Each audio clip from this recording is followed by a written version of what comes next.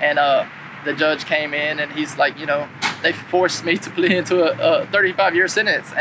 And that's what the biggest shock was. It's like, wow, the amount of time, like, where do I go from here? When you're faced with a lot of time, knowing you're going to have to do close to 20 years to see parole, right? Then you're just like, what's going to happen next? And it's not out of the fear of what's fixing to happen when you go, like, that's always an element too, but it's really like, can you do this, right? It's a gut check. It's a survival instinct that kicks in that says, you know what, you're going to have to do this, and you're going to have to do it on your own terms. You're going to have to decide quickly which way you're going to do it. Yeah. If not, that kind of a lifestyle is going to decide it for you.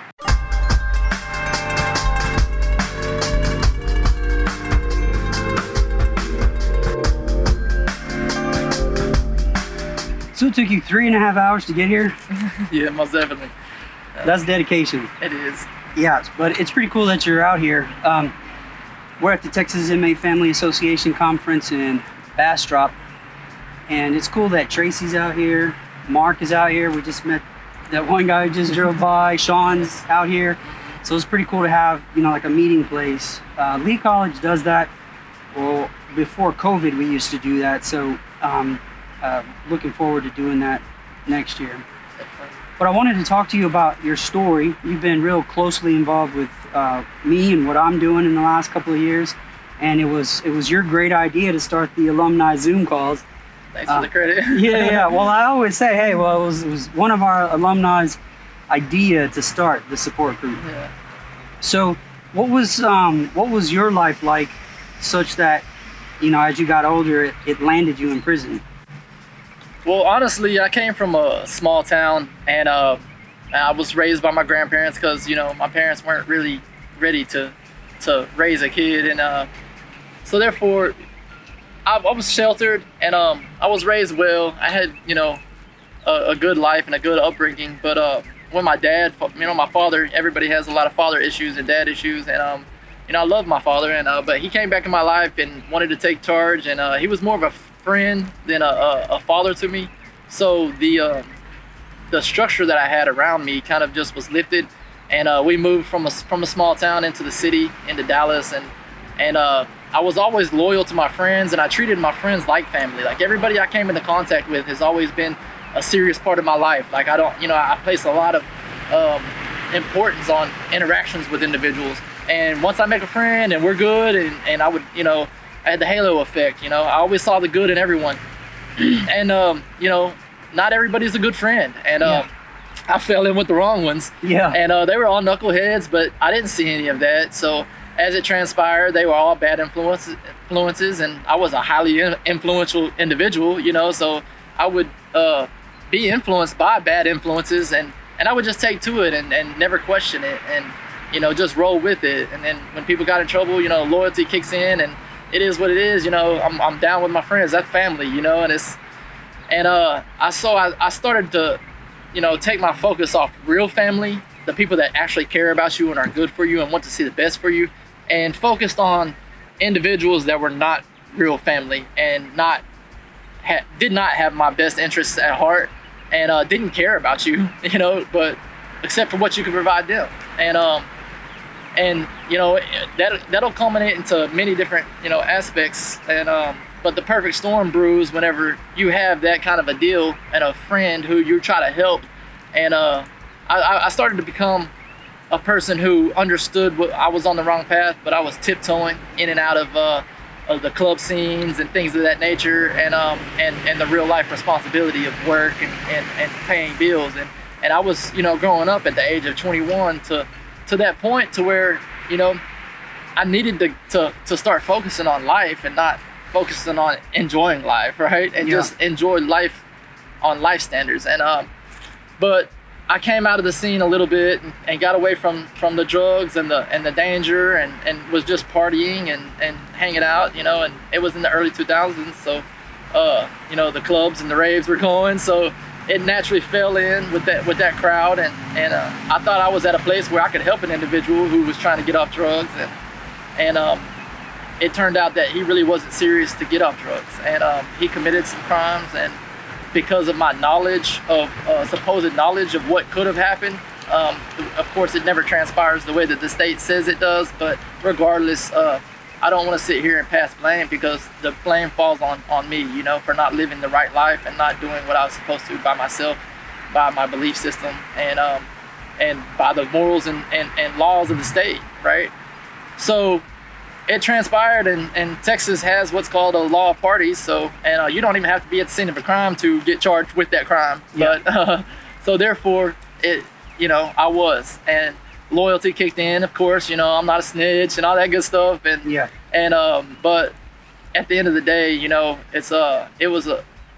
I feel like it was something that life brought forth to me for a purpose that it led me down a path that led me to a better place now. So I try to use everything that I've had as a tool to build and grow on, and to learn from, and to become a better person out of it. So let me back up and tell me, so how old were you when you went to prison, and what was that like for you? Because like, I know for some guys, prison was expected. They were living a life where they expected to go to prison. It wasn't that much of a shock. But then some others, like Tracy, it was really his first time getting in trouble, and so it was, what he said was a culture shock. So for you, what was that initial experience like, being inside the prison?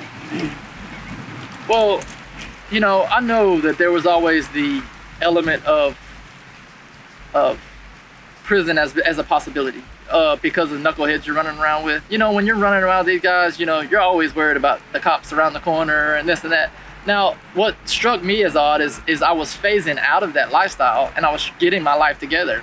And as I was trying to do that lifestyle, which was always my downfall. Like, it was not drug addiction, it was not addiction to anything but the lifestyle. That's what got me, the hip hop, gangster rap of the 90s that I grew up in, wanting to live that lifestyle. Man, this is it. This is where it's at. This is real raw, Everybody wanted to do that back then. It was a culture shock, like you said, for me too, because that was the culture shock. I'm not like, this is the real me. Like, I was raised in a country town. Like, you're supposed to be riding bulls. It's like, what's really going on? Like, what is this, dude? You're running around wanting to rap. You're a little skinny, scarlet white guy, right? From East Texas. So I fell into that lifestyle, and with the movies and the glamorization of that realness of that kind of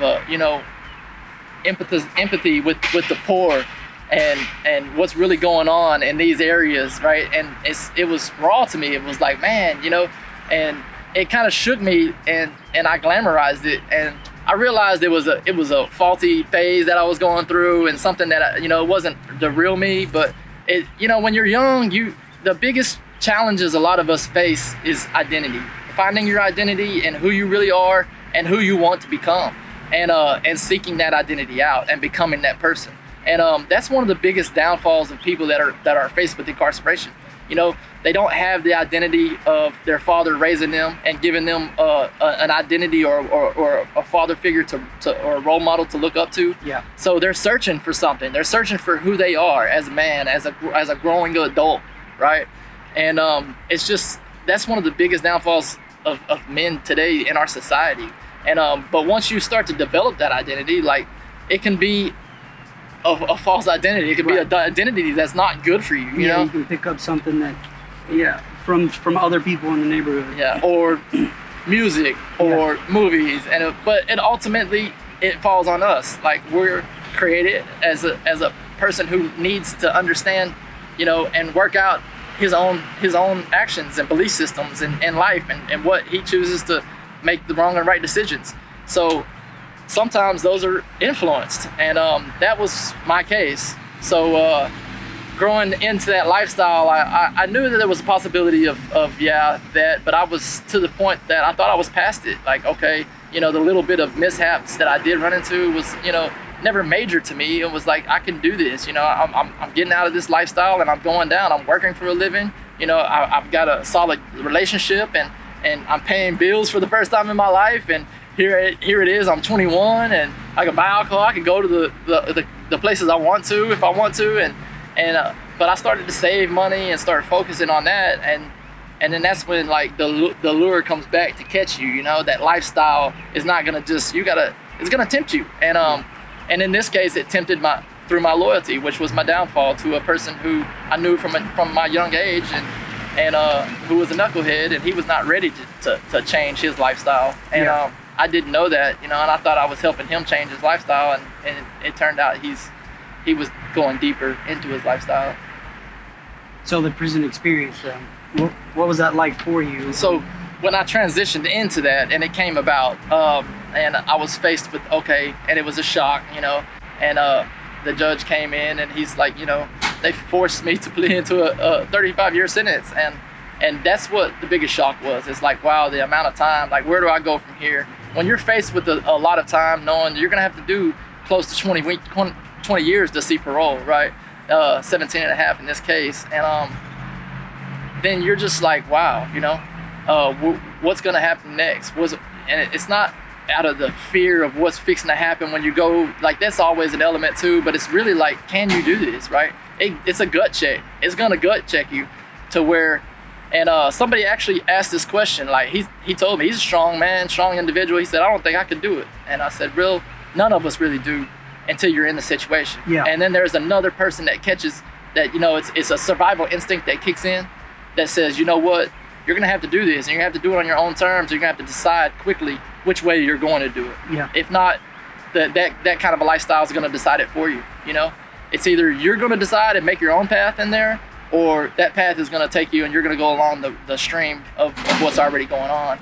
Oh, were you always on Ferguson? Is that where you were at for the majority of your time? Yes, when I started on Ferguson and I finished on Ferguson, and it was not by choice. Let me tell you that, right? Ferguson, it has its positive things, like with the programs, and Lee College especially. Like, oh my God, dude, Lee College was excellent on Ferguson, right? And they had some great spiritual classes and behavior modification classes, bridges of life, things of that nature, and the programs were awesome, man. But the environment, it was very negative, very hopeless environment, very hard, very harsh. But it's a part of it, you got to raise your acceptance level. And that's the biggest thing. To be able to survive that, when you come into that, you have to immediately start accepting things. And one of the things, it's so cliche because they use it in every AA and AA meeting, but one of the things that really helped me get by was the prayer of St. Francis, right? Was God grant me the serenity to accept the things I cannot change and to change the things I can, right? And the wisdom to know the difference.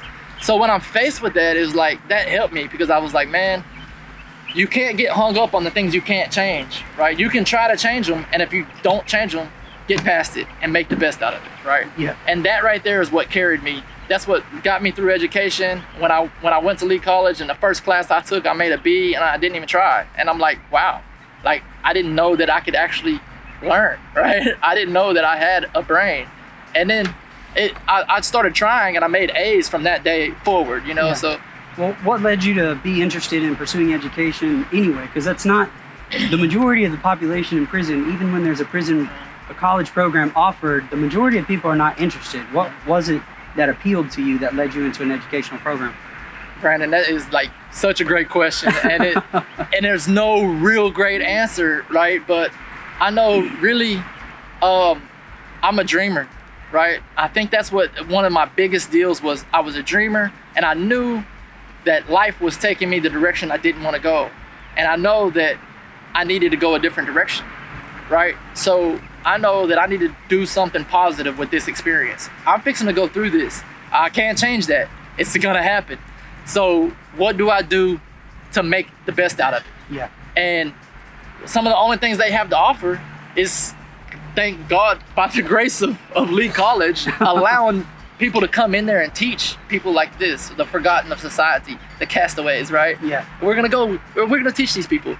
And so I took that leap, and I said, man, I'm gonna get an education, because I had a dream that I'm gonna grow up, and I'm gonna grow up. I was grown, right? But not grown, but I'm gonna get out, and I'm gonna dream, and I'm gonna achieve a dream, right? Because I know I can. I know I have talent. I know I have the ability and determination to do it. And I'm gonna be a businessman. I'm gonna own a business. And of course, the dream at that point was this astronomical dream that was that's not, in the real world is very unattainable, right? Yeah, we get really imaginative in there and start creating these grand plans. Yes, exactly. But it was the start of it, right? That building, it's the crucible that just set me upon that path to go that way. And and to seek out an education, a business education at that, you know, and get that business degree. And I knew that if I did that, life would be different. Life would be better. And shout out to Paul Allen for that. Yeah, there it is, right? You hear that? Old Grandy. With all the the good sayings, man. I can think of them. Let's not go there. But so Lee College in itself, though, what I didn't know starting out was that an education it's not just about learning business. It touches the associate's degrees that I got, and it was a path once you started, it never stops, right? Once you're on that path to enlightening the mind, to grasping and to learning, it's something you're forever on, you know, and you never want to stop learning, right? Yeah. And that's what was key for me, because trying to get a business degree on a piece of paper to show someone is not really what it's at. Like when you're in an interview and you're faced with real world situations, what education brought me was the things like human relations and speech, like just being able to sit here and converse with you right now on camera, right? It's something I was never able to do. I would be 3 shades of red right now, you know, nervous sweat. Yeah. And I got, past those things through education. Understanding operations management and how processes and things like that are in everyday occurrences, that you have to have a process for things to work right? Yeah. Things like that it's like it brought it to your mind for you to really understand it and to see it and grasp it now. And now you understand it, and you start to operate on different levels. And that in turn also operates on the inner you, because you start to believe in yourself to being something different than the person you thought you'd always be. Yeah. Right? You didn't have an option to become someone different. This is your lot in life. Many guys fall into that faulty pattern where they think, oh, I was raised this way. That's the only thing I know. That's the only thing I'm ever going to be. I can't be anything else, right? And I've seen so many guys who would start off with an idea just to be, a producer or a video maker, and that's all they want to take is one class, and then they took that one class and they learn what they need to learn, and next thing you know, they understand that they need the business to go with it, the marketing to go with it, right? The production to go with it, right? Yeah. And you start to flourish as an individual. You know, it's like you're watering that seed now, and you're going from something that was just a dreamer to a doer, right? And you're actually becoming someone now, and you're changing, and you're leaving your old patterns and lifestyles, and you're becoming someone new, and you're believing in yourself now. It's investing in yourself. It's one of the biggest things and keys of entrepreneurship, right? What is the best thing in a business, right? It's not the business and how lucrative it is. It's the person that started the business, right? The entrepreneur with the idea of seeing it through, right? That's where the capital in the business is, right?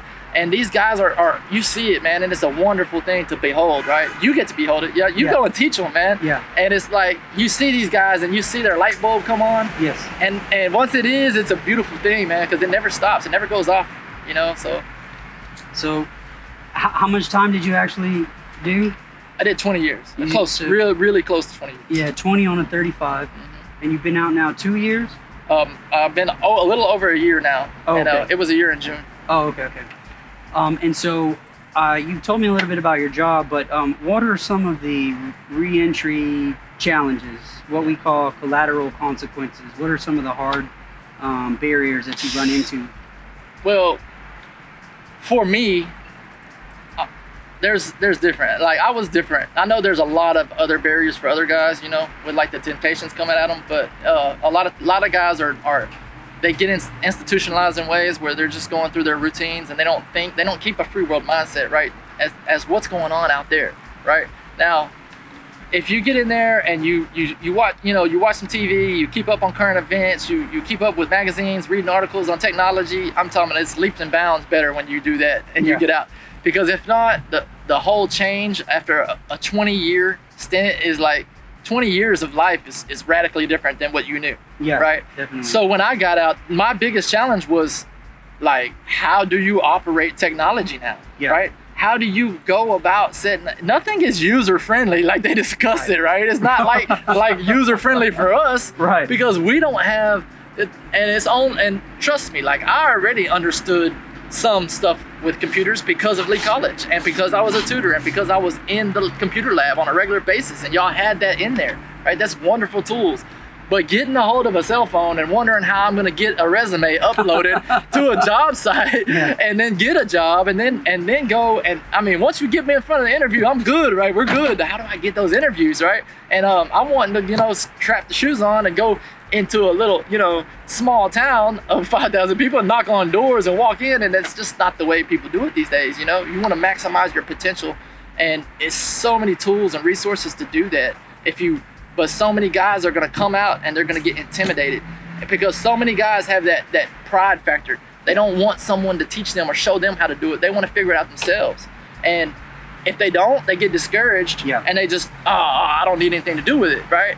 And that's why getting them prepared for that, to how do you set up an email? Like, that's just, right there, this is 101 of reentry. You got to know how to do that. You got to know how to upload a resume onto Indeed, onto Monster. It's like, how do you do that? And then where do you go from there? Where do you start to look at places to live? And it's just so many things, so many hindrances, that there's so much that can be done that's not being done, and I haven't seen that. I thought, these people, they're doing leaps, and they are. There's a lot of stuff going on that for reentry wise that's great, but there's so many areas now that I've been out that I can see many guys falling into those gaps and recidivating because of it. Like, I hadn't thought about the fact that, especially if you went into prison young and you stayed there for decades, you really did live a life where you were like independent, like you were in this on your own. And so then you get out and now you got to ask for help in these strange ways and you're embarrassed.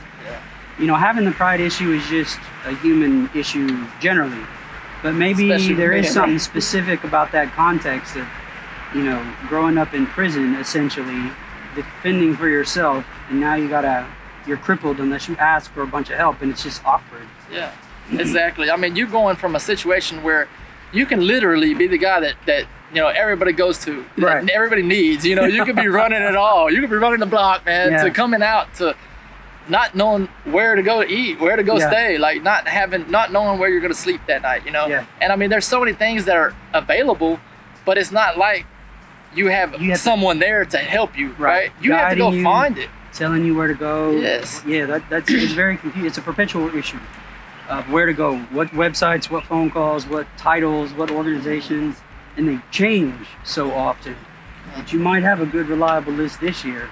Yeah. But next year, it's up, no idea what it is. And the guys that are at most risk are the ones without family. How many guys did you know that had zero support? Like, they were down there, they just made their own way, and they were hustlers and drivers to get by, get what they need, and survive in there. And they didn't have the family support, right? Yeah. Except for when, like, guys came outside and loved and cared for them, like, in a Kairos or retreat event, and they'll experience that. And those are the guys that really gravitate towards it because they don't have that in their life. So think about those guys getting out, right? They don't have people there for them. All they have is maybe, if they're not discharging, a parole officer breathing down their neck telling them what not to do, right? And maybe have, some resources that are available, they'll list them and give them to them, But what I discovered is really you have to ask for those a lot of times, or read and pay attention or inquire, but they do offer it, and luckily I had some decent, a couple of decent guys who were there, and they would, hey, do you need this or do you need that? And but I had a good family backing, but my POs, they were, interactive with me and checking in with you. But if you don't have that, there's so many people that I know that they don't, and thankfully, the halfway houses that they might go to, we'll have some stuff for them. And but I've looked into stuff, and what I've seen is just like, as a businessman with business degrees, business mindset, understanding the processes, I see, like, man, it could be done so much, so much more, and so better. It's just that, so much more efficient, and people that really have the passion and want to get involved and don't have the avenues to do so, And people like you, you're doing great work, and you're going about it, and I see like people like you are just radically transforming Texas and Reentry, and the things that the initiatives that y'all are starting, you, Lee College, and getting behind, and like Sherry Garcia with, you know, having these, you know, these job places that are just, you know, ready for guys to get to work, you know, to start building a better life. Because once you get them, you got to take them, you got to mold them, and if not, it's like life can come at them and take them away, and they'll go back to what they know, and the only thing they know is the streets, right? Or what got them in there. They knew how to survive that. So what are you going to do now? Because you've had a good job. We've talked about it before. You've had a good job.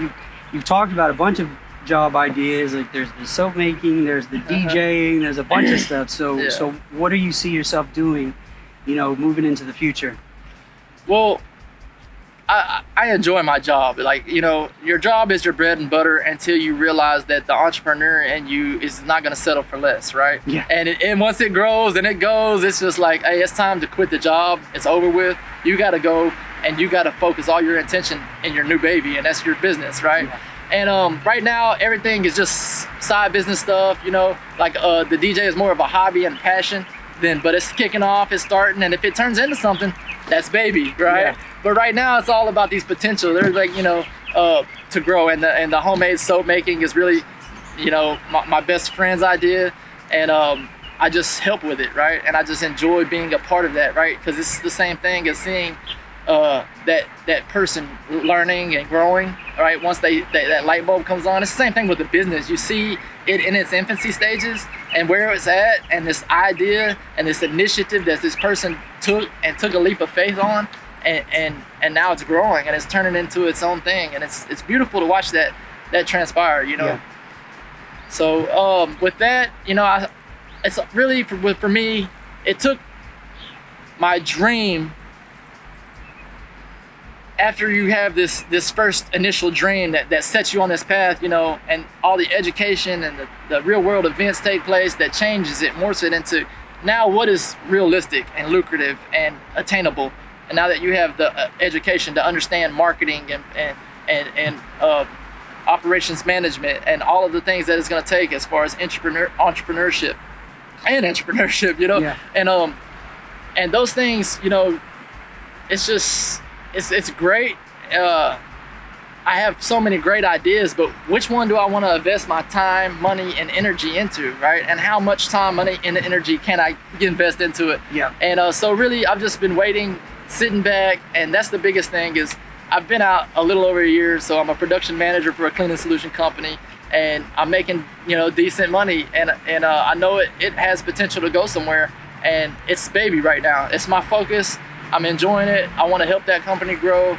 The rest of the side projects I love being a part of, but when it becomes drastically evident that this is it, this is what I'm going to take the leap of faith in, then, you know, and it's time to make that decision, then that's when it's going to get real, right? And then you got to know, okay, like it's make or break, and you got to go at it with full steam. You can't just let it, you know, go and then fail and then, you know, struggle. And I mean, here it is, a year out. I'm looking at already. My credit's good. I'm trying to buy a house, right? Yeah. And so I've been blessed through the whole way out, and all the way till now, every step of the way, with a good family, good friends, good employers, good mentors, good people like, you know, that are just there for support groups, you know, like us, and then also taking that, trying to pay it forward, you know, and giving it to other guys, just being there for them the same way that the people that were there for you are. Yeah. And so keeping that thing rolling and just see where it goes, you know. Hopefully, you never know where it'll end. You never know what life has for you, right? Yeah. You just got to be open and honest and ready to see it and to step into it, and accept it and go at it full steam. And that's just it. That's it, 101. And just never go back to what you used to wallow in, you know. Don't allow things to hold you back and to keep you from growing, and just become the person that you envision yourself, that identity you hold in your mind that you want to attain, you know. And you have your natural identity of who you are and who you believe you are, you know, and then you have the person that you want to grow into, and you just keep growing into that person. Yeah. Well, you do have a lot of good ideas. So the support group that we do every Wednesday was your idea. And it's growing, you know, not in the sense that there's more and more people on every week, but what we have seen is that there's regulars, you know, you, me, Quincy, and Tracy, but then we always have like one new guy. Yeah. You know, they might be there just one time. Yeah. But I think, you know, as we continue to grow, and hopefully I'll get some help and we can start it on a different day for other people. But yeah, so you got a lot of good ideas, and I'm glad that you're continuously involved. Like, you stay down every week, even if you got to sit in your car or whatever. So yeah, I see a lot of good things that you're gonna one day produce. So. Well, this from your leadership and mentorship, because man, when I saw you come in and I understood that you're a transition specialist and what it is, I was like, man, you know, that's a wonderful thing to have. It's a wonderful tool to have. And we think, man, I'm talking about how many guys that you personally and Lee College have radically changed, right? Yeah. And they've been at it for how many decades, right? 50 that they're doing this, 50 right? 50 years, 5 decades. Yeah. Yeah. 50 going into prisons, yeah, right? Teaching individuals like me and you, and making us into men, educated men who believe in ourselves and can go out there and can strive to succeed, yeah, right? And I just want to keep that going. I want to be a part of that. Yeah. Because that's a wonderful thing, and it's thank the state of Texas for funding it, right? For helping these people and seeing the importance in it, right? Yeah. Because they could kibosh it at any minute, you know? And it's been struggled, you know? At some point, they think they're going to have to pull out. Yeah. But the benefit of education to incarcerated individuals is bar none one of the most important tools for a person to change, right? Yeah. That and spirituality work hand in hand, right? The more you learn, the more you grow spiritually. And it's just, those two things can single-handedly keep a person from recidivating, from change, and make them want to change and encourage them to change and believe in themselves. All right, well, that's the best ending we could have then. All right, well, thanks. Appreciate the opportunity, man. Yeah, no problem.